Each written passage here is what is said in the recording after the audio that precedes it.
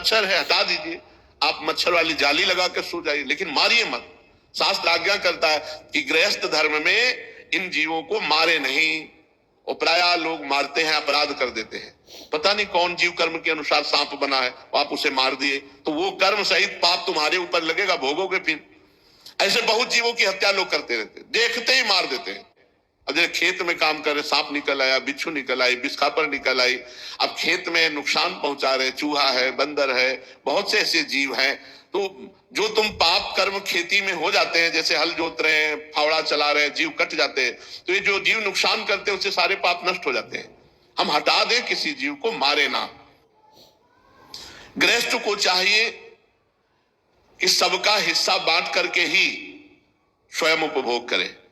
जो घर का मालिक है उसे चाहिए कि सबका भोजन व्यवस्था करके फिर स्वयं भोजन। ऐसा नहीं आप अच्छे अच्छे पदार्थ पालिए, बच्चों को, रोगी को, बूढ़े जनों को, नौकरों को आप निकृष्ट, ऐसा नहीं।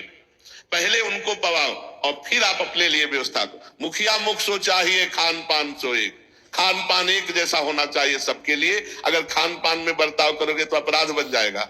भेदभाव का बर्ताव कि आप तो हलवा पा रहे हो, बूढ़े को बासी रोटी भेज दी, नौकर को बचा हुआ अन्न दे, ऐसे नहीं। नौकर को, बेटे को, बूढ़े को, रोगी को, अतिथि को समान भाव से सेवन करे। वही जो हम पाएंगे वही दूसरों को पाएंगे। जो बुद्धिमान पुरुष हो उसे ये जरूर करना चाहिए। रोटी बने तो पहले गाय को निकालो, भगवान को भोग लगाओ, अग्नि देवता में 5 आहुति करो, कौआ, चिड़िया, कुत्ता इनके लिए निकाल दो। ये अधिकार है गृहस्थ का, इसको करना पड़ता है, नहीं तो पाप होता है वो अन्न जो बिना अर्पित किए पाया जाए। गृहस्थ को चाहिए कि प्रारब्ध से प्राप्त जो भी वस्तु है, पंच यज्ञ किए बिना अन्न न खाए। चलो हम कह रहे हैं तुम्हें ज्ञान नहीं है हवन करने का, तो एक रोटी गाय को निकाल दो, एक रोटी में कौआ, चिड़िया आदि को पवा दो, 5 ऐसे आहुति के लिए 5 कवल निकाल करके जरा सा घी और चीनी लगा करके आग में भगवान का नाम लेते हुए ही अर्पित कर दो।